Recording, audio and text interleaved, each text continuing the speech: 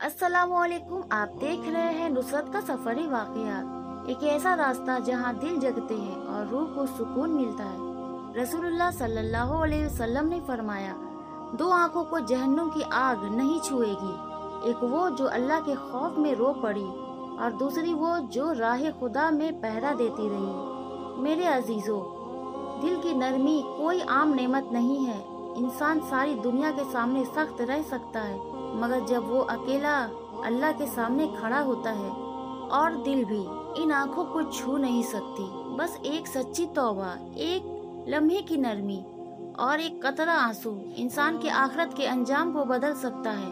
आइए दुआ करें, ऐ अल्लाह हमारे दिलों को सख्ती से पाक कर दे और अपनी मोहब्बत के आंसू अता फरमा दे। अगर ये बात आपके दिल को छू गई हो तो लाइक और शेयर करें और साथ रहे नुसरत का सफर वाकयात के साथ।